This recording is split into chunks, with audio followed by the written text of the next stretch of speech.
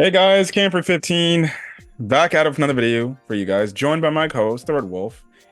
And it's been 6, 7 weeks long. Where did we leave? Where did we even leave off? Oh my God. Episode after episode one. Oh my God.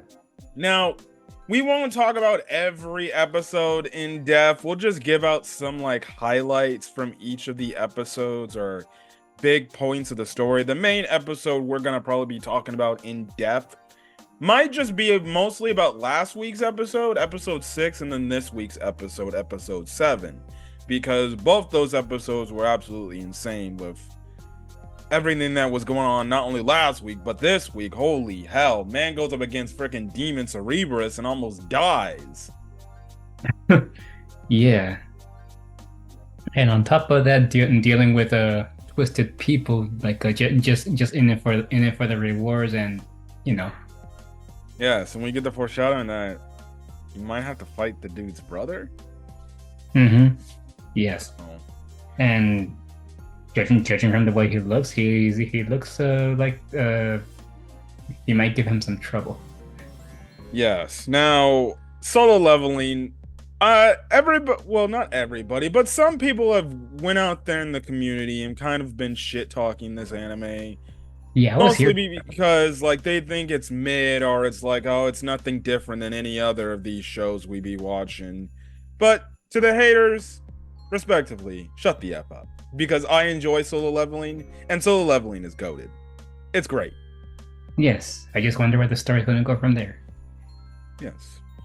Now, after picking off of episode 1, episode 2, I think one of the highlight moments was just them trying to figure out the little puzzle that they had to figure out to this freaking column god, which was crazy because in a way, almost every phase of this like test they were doing, you had one or maybe two people die as a test subject.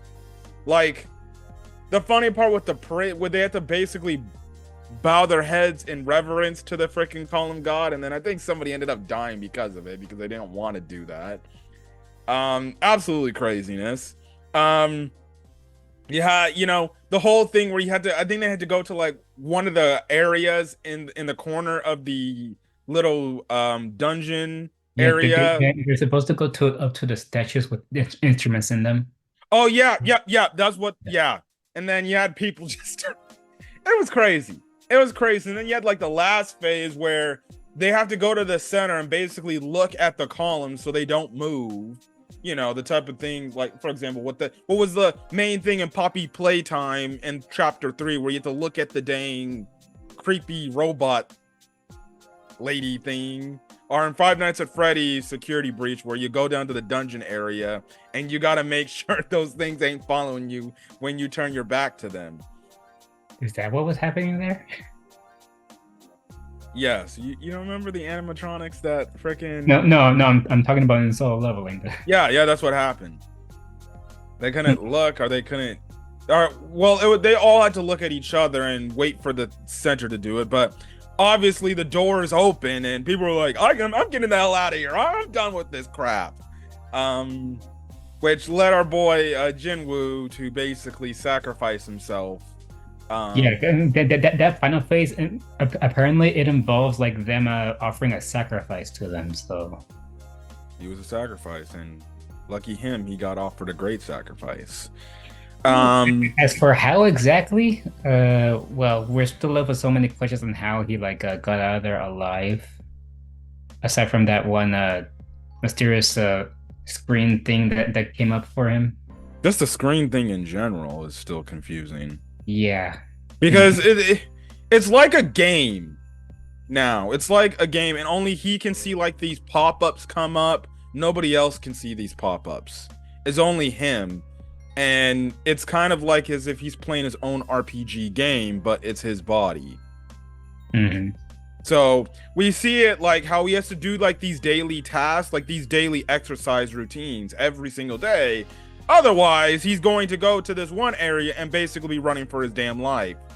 Yeah, that's basically his penalty for not completing his regiments. So And it's very interesting because now with the fact that he's a lot stronger now in only 7 episodes, you have to wonder if, since he's a lot stronger, does that mean the penalty is going to be more severe now and it's going to be a lot more tougher? I would think so, cause remember that it even said that he has to kill those guys that were trying to kill him, and if he doesn't do it, his heart is gonna stop.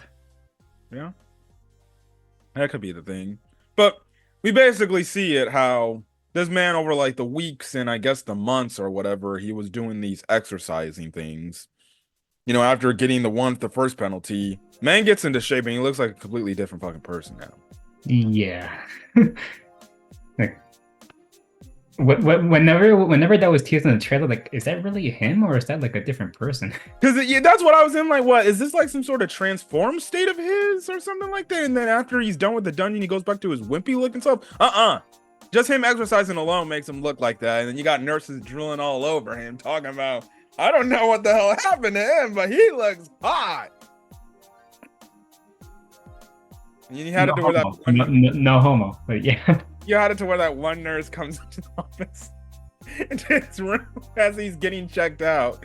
She just wants his freaking number. This man's like, oh, probably wants to just come back for a checkup. All right. No, the damn nurse wanted your number because she wants to date you, my guy. The man's got Riz. Without even having Riz to begin with. We do see his girlfriend that ended up showing up. Thank God she didn't die, because if you go back to our first episode review, we thought, oh, she's dying. But so far, she's not dead. Is she his girlfriend? Well, she likes him. She has a crush on him. Now we haven't seen her yet in a while, unless you watch the openings. Which the opening, it's a badass opening. I still love the opening. Yeah. Flames. So that was kind of the thing right then and there. You had it to where he gets this one key. He goes into this dungeon and he basically overcomes the dungeon, even though he had some troubles. But we see he starts to put most of his ability points into his strength category, so he can get stronger. And then, as we see in the later few episodes, he starts to put it into agility and some other skills, so he could obviously be good. Because I was like, I think you might want to put some stuff into your agility, because you want to probably move around. You just can't be buff strong. But we see that. We also kind of get the motivation too of why he was doing what he was doing. He wants to make sure his sister can go to college, which again, her sister is a complete snack. I'm sorry, his sister's a snack. I love, especially now that he's in this new state. It's kind of weird how the sister has yet to kind of acknowledge, like, my brother looks a lot different than he did a few weeks ago. I thought they would have already done that, but they haven't. It's like she kind of is like, oh, all right, cool. Have you been working out? He said he's like a little bit, but no, let's be real. He's been working out a lot. Yeah. He's taller. He's a lot stronger. I do like their dynamic. I think their brother-sister dynamic is very adorable. He's kind of now at first it was kind of like her taking care of him the first few episodes we got when we were first introduced to his sister. Now in a way, he's kind of like the big older brother looking out for his little sister. Yeah, I wish I had that. Okay, never mind. Let's not cross that line. I know your little family story between you two isn't the best. Let's not talk about that. Moving on. Yes, but it's adorable. And I loved how in episode 7 they were running together, and this man is like, I'm gonna continue running, and then this is like, what? I'm done. So that was absolutely funny. But I like their dynamic. Also, his sister's hot again. I'm sorry, I can't. Right. Me and Simon for these anime chicks, right? Just like the blonde girl. We actually do see her in action. She actually kicks ass. Mm-hmm. Now I'm just wondering when she's gonna meet Jinwoo. Yeah, that's gonna be the next point. Now the interesting thing is they do have the government for these adventurers and everything coming to meet Jinwoo, to see if he had some sort of awakening, but he registered as if he had like no awakening or nothing special about him. So like, oh well, sorry, I guess there's nothing special about you. Which we later find out, oh no, he's a special individual, no doubt, with what he's capable of. But you had it to where he ended up taking down the one creature that came out in the real world with like one blow. That was pretty impressive. But strictly, that's what's been kind of happening the last 2 to 5 episodes before we got to episode 6. Episode 6. Now let's get to the episode 6, because episode 6 was crazy. Episode 6 was crazy.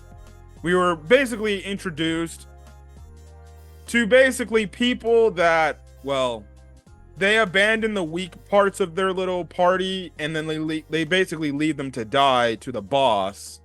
So then they can just scrounge up the rewards or whatever gear that they have available, which these bad people were clearly doing. They basically left Jinwoo and this other guy who had like this very fancy armor, because his dad is like this major like company dude, like the boss of this company. And they basically leave them out to die in this cavern with this gigantic spider monster. It doesn't shock me that there would be people like that in this world. So yes. Care to tell us how your thoughts on the spider battle was? Well, I'm guessing after he defeats the spider monster that they're gonna come in. They're gonna come in there all shocked that they defeated it. And turns out they just went like, what? That thing is that weak? That even a C rank hunter would be able to beat it? And yeah, I don't know what else to say, man. Yes. Now tell the audience what happens when they come back. They're shocked, and then basically they give the guy the ultimatum: either join us, or yeah. They basically told him. They basically told him, drop your armor and kill that guy, or die with him. Basically, Jinwoo, well, he took a blast to the face for a moment, and that's when he received another side quest saying he had to kill those guys. If he doesn't, his heart will basically stop. Yeah, and you see, I don't know what this like task thing is that keeps giving him. Maybe it's like this. Maybe it's some sort of. Maybe in a weird way, it's kind of like a curse he was given. Yeah. Like, maybe it was a curse given by like the thing from that dungeon he basically died in but came back. I don't know. It's like it's a curse that gave him the abilities to do what he needs to do, but only at the behest of what this, like, I guess AI. I'm only gonna say AI for now, because we don't know what it is. But this AI thing telling him do this, do that. So we could very much get maybe something where the AI tells him kill everybody in the room, and one of the people in the room could be somebody he's close with. What if he's not actually alive? What do you mean by that? What if he's just like a, I don't know. Like he's not alive, but he's like there, like, no. I'm sorry. I'm kind of struggling to understand what you're trying to say. Forget. I think I get what you're trying to say. Like, are you trying to say like his body ends up getting taken over or something like that? Yes, basically.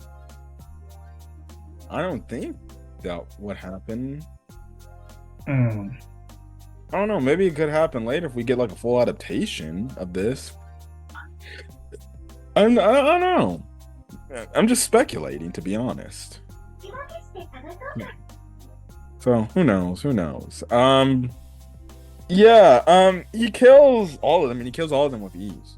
Like legitimately all of them with ease. And then the leader is like, "I'll give you everything. I'll give you whatever you want." And then he ends off his line saying, "You don't know who I am and everything," and then he just kills him. We later find out in episode 7, well, the dude he killed was very important because it's like this like top agency guy or whatever. So that kind of what that happens, and they always use the phrase, and it's funny because those like gang people or those dudes, those other adventurers, like, well, it's kind of like the phrase "what stays in Vegas happens in Vegas," or "what happens in Vegas stays in Vegas," or whatever. That's kind of what those people kind of said. They're like, "What happens in the dungeon? Well, it's not getting out. It stays in the dungeon." So that's one way to put it. What? What happens in Vegas stays in Vegas. There's another phrasing for that. Okay, what's the other phrasing then? I'm not gonna say it. No, say it. Come on. Are you really putting me on the spot right now? If you don't want to, I won't make you do it. You had another phrase you said you had. You're making me really uncomfortable right now. All right. But yeah, that's it, and it's interesting now. And did they explain if there's like some sort of law in place if there are murders in the dungeon, that other people kill each other in the dungeon?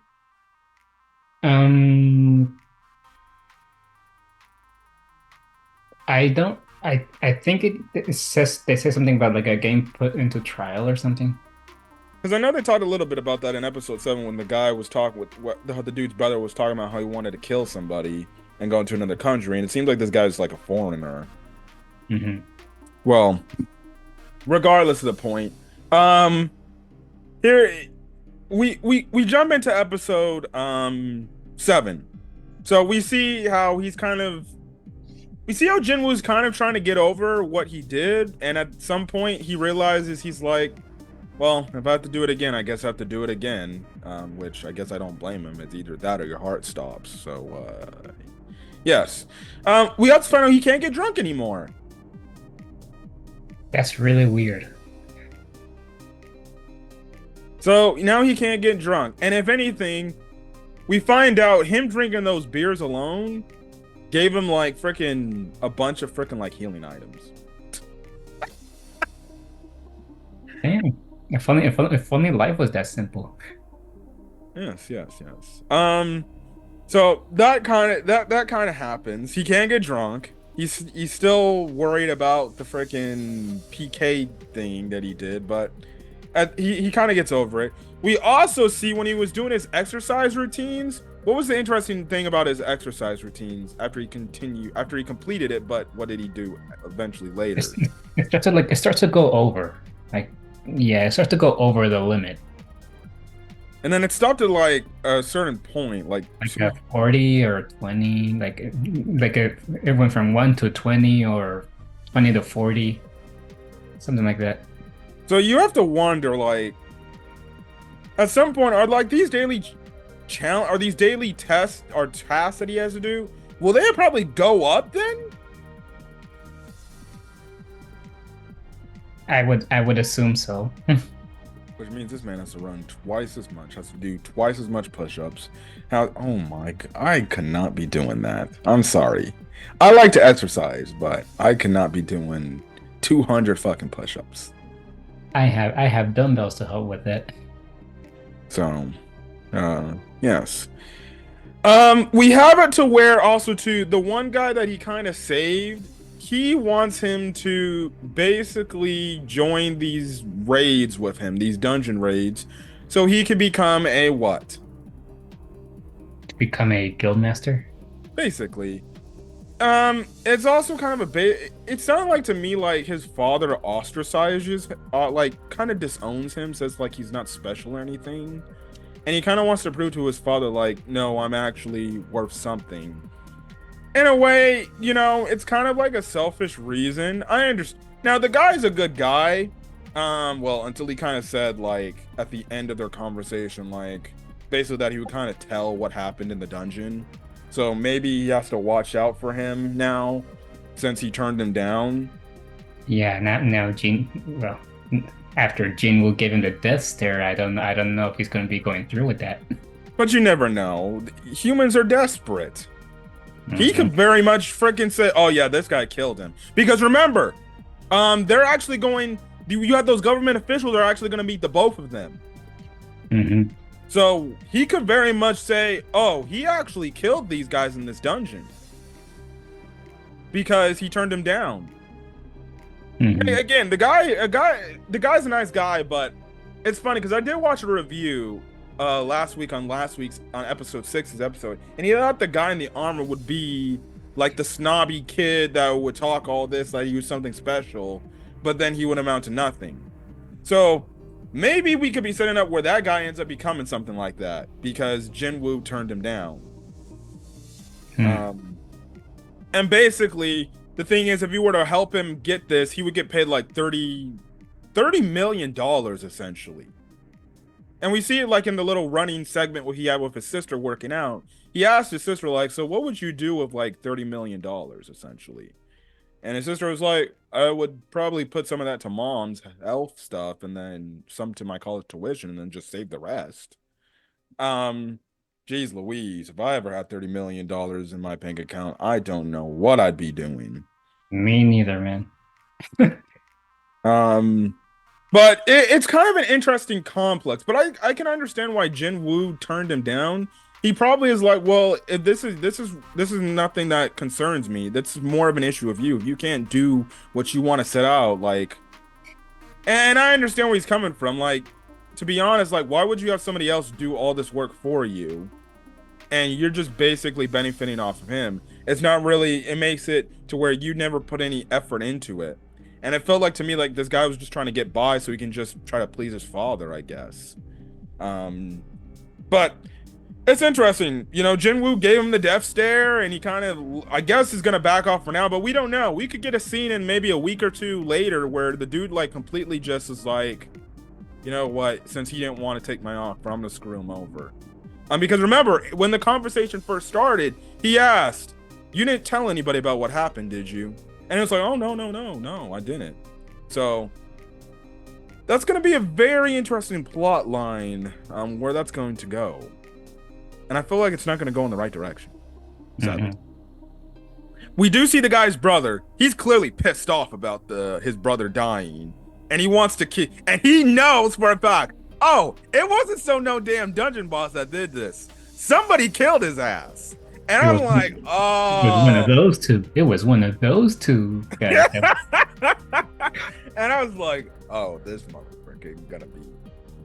He's coming after Jinwoo. And he literally told his assistant, he's like, "So what can I do to kill somebody? Is there anything wrong if I kill somebody?" And then the person was like, "Well, you could probably get like a pretty large sentence, but off this one reason, you could probably dock it a few years." But I'm just like, this guy won't care. He wants vengeance. Like, the man smashed his phone. He broke his phone because of how pissed he was. So, I don't know, man. I don't know if Jinwoo might want to F with this guy so far, because this guy, who knows? This guy ain't going to let Jinwoo run away. He going to be, "Oh, you're dead. So, we might got a problem now. We got a problem. So I'm trying to think. Okay. Jinwoo ends up getting this key to go to like one of these dungeons to get like one of these rare items essentially, right? And in a way, he's going into basically an S rank dungeon. Which what he said. And basically it's like, I think I should be strong enough to handle this. Well, he struggled a lot. Man almost died. He literally got his body ripped in half. Oh yeah, when the Cerebrus first like got him and got his arm, I was like, oh, he might need to get the fuck out of there. Because I saw that, I was like, yeah, I think you've been a little bit too much off the chew. Yeah, and that moment when he was when his lower half of his body got stuck in in the Zero's jaw. Um, oh my God. Yeah, this week's episode was one of the gory moments of this episode. So, Definitely gory. And it's funny. It was a crazy fight. And you have it at the end where it's like that sixth sense, that like sense to stay alive, just took over. You see his eyes go to that light blue, and then he becomes like a solo leveler. Um, mhm. and I'm just like, oh my goodness, this guy. And he ends up beating the Cerebrus, but the man almost had to run away. But even when he was about to run away, he lost that device to run away and escape. And I'm like, oh no, what is he gonna do to get out of this? And Uh, he ended up going through, and it's funny because he ends up going through like his item box and everything, and he's like, oh shit, I forgot I could buy potions. mhm. So he ended up doing that, but he ends up getting past it barely by the Cerebrus. So he did say he does want to go back there, but I'm guessing he's gonna be like, I need to level up some more. And it's funny because after he defeated the Cerebrus, he just got level up, level up, level up, level up, level up, level up, level up. I'm like, oh my goodness, he must have gained like damn near 3 million XP points. Shit. Ooh. But the fight against the Cerebrus was amazing. The fight against the Cerebrus was amazing. And again, it shows me, why do people hate this show? Because people have too high standards. Man, what am I talking about? Solo Leveling is going to be the new show that everybody's going to hate because there's a lot of people that hype the show up and saying that they're going to like it, and they do like it. You know, it's that one anime show every season where everybody loves to talk about it and talk about how good it is, but then it isn't because but of course, you have your like little party of people that are like, it's not that good. It's not that good. You guys are just hyping up mid. Sometimes I wonder whatever happened to the good old just enjoy the anime for what it's worth. Come on. Well, we're in a new different area. For crying out loud, you can't even go to the goddamn movies. And for example, I saw Madam Web yesterday. I didn't like the movie. To be honest, I actually think it's terrible. But yeah, I had some likes in it. But it's like the MCU. Everybody loves to shit on the MCU after Avengers Endgame because people are like, oh, nothing's gonna ever top Avengers Endgame. So I don't know why and the MCU is still making movies. Because it makes them money. That's why. And people are still gonna go see it. And it's funny because even after all these movies, you still have people talking shit about the movies, saying that, oh, they're not that good, they're not that bad. Why do people still continue to watch it? Why do the MCU keep doing these movies? Simple. Because you keep giving them your damn money to go back and go watch the movies. You don't understand. They're trying to make money to continue. So until they say, yeah, we're rebooting the entire franchise, then no, they can continue to make movies. But we live in a day and age, everybody always complains about the littlest minute details. Everybody's a hater. So I personally don't like it either. Like, you know, I always live by the standard, if you don't like watching something or you don't like something that like somebody keeps giving content to, why give it attention? Why even watch that content? Ignore it. Just go watch something else or something, or go watch something else you like to enjoy. But you know, people nowadays are very particular, are very quote unquote picky with what they want to watch or listen to. And hey, personally, I say F them haters. If you hate Solo Leveling, don't give a shit to me. I'm enjoying the shit out of it. And until I ever have that moment where I'm like, okay, this one thing ticked me off, or it's a constant thing of like, okay, I'm not liking where the story's going, that's when you'll probably hear me say, okay, it was good to a certain point, and then for some reason I lost love out of it. But I'm enjoying Solo Level. I've enjoyed all the 7 episodes I have. How people can go out there on social media and say Solo Leveling is mid or it isn't that good. I don't know what the hell people talking about nowadays, because they must not be watching whatever must be watching them, because these are the same people that think I don't know. I can't think of anything. These people think like some of these mid shows actually are fucking good, but they have no taste in television taste. Personally, my opinion stands. If you like watching something you like to watch, express it. That's fine. If you don't like watching, you can express it. Just don't continually say it every week. Just stop watching it. Because if you're saying it every week, that only tells me you're going back the next week watching the same damn episode of the same damn show. Anyways, in other news, it's time to get out of here because I think we said enough. Yeah, I think we said enough. You said almost everything. Yes. Anyways, if you liked our episode review of Solo Leveling, please hit the like button. Please do. Hit the subscribe button if you want to get more Solo Leveling content or any other anime content I upload to the channel. I think right now I'm like at 800, almost 30 subscribers. Come on, let's rack it up. Let's get to 850, then 900, and then 950, and then guess what? We can hit the big 1000, 1000. I said I might, okay? No guarantees. I might just start reading the Black Clover manga. Hey, I said I'm catch up, we can actually do Black Clover manga chapter reviews together. Again, might. Don't get your hopes up. So, anyways, yes. Hit the subscribe button to the channel, but not only hit the subscribe to my channel, hit the subscribe button to my co-host channel, who might potentially be getting back into recording videos. I might, and depending on you guys, if you guys want to see, let me know what you guys would want to see on the channel. Since I now have a PS5 and I can basically record anything at this point. Okay. Anyways, we're gonna get out of here. Catch you guys in the next video. Until then, guys. Hi, Mr. Winfrey. Bye. Bye.